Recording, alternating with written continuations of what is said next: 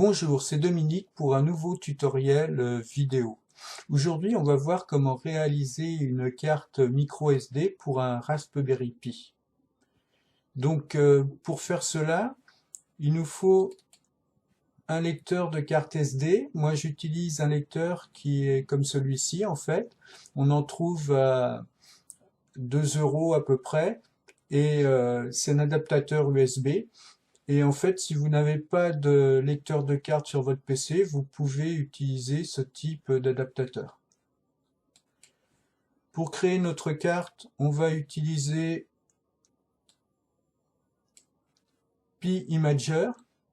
Et en fait, on le trouve sur le site www.raspberrypi.com et on peut le télécharger pour Windows, pour Mac, pour Ubuntu. On peut également l'installer sur PiOS. Donc je vais commencer par lancer PiImager. Je choisis l'OS que je veux installer. Alors normalement le premier choix c'est Raspberry Pi OS 32 bits. Historiquement c'est le plus ancien pour ce qui concerne PiOS. Moi je vais aller sur Raspberry Pi OS Other pour télécharger autre chose. Et en fait, comme je veux par la suite utiliser mon Raspberry Pi comme serveur web, je vais installer personnellement Raspberry Pi OS Lite 64 bits, qui est un système sans interface graphique, puisque pour faire un serveur, je n'ai pas besoin d'interface graphique. Mais vous pouvez choisir un OS plus traditionnel pour transformer votre Raspberry Pi en PC, en fait. Voilà, donc j'ai sélectionné le système d'exploitation. Je sélectionne le stockage. Donc je sélectionne mon lecteur de carte SD. Et maintenant, je peux cliquer sur Écrire. Je confirme que je vais tout effacer dessus s'il y a des données. Et là, il se prépare à l'écriture. Alors, il y a deux phases. Une phase d'écriture et ensuite une phase de vérification de la carte.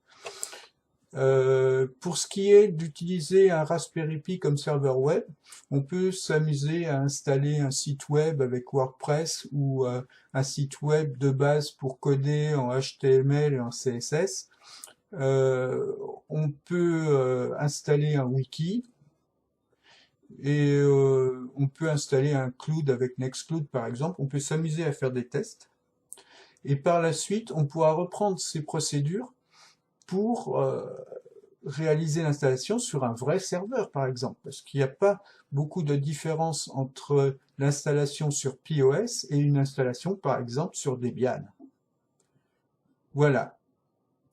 Donc, je vais couper la vidéo pour le moment et reprendre ensuite, parce que ça risque de durer un certain temps. Voilà, je reprends la vidéo, je suis dans la phase de vérification. Alors maintenant, ce que je peux vous dire, c'est que si vous voulez plus d'informations sur l'installation, la transformation d'un Raspberry Pi en serveur web avec PiOS, vous pouvez trouver toutes les informations sur mon site web Arteodoc. Là récemment, j'ai réalisé l'installation d'un site web avec WordPress. Je pense j'ai aussi des procédures pour installer des wikis. Et pour Nextcloud, pour l'instant j'ai travaillé sur Debian, mais je peux les adapter pour Raspberry Pi. Voilà, on est à plus de 90% de la vérification, on approche de la fin.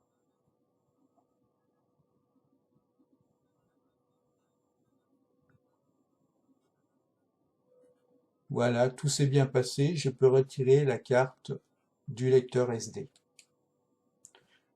Voilà ce que je voulais vous montrer pour le moment. Il me reste à vous souhaiter une bonne journée. À bientôt.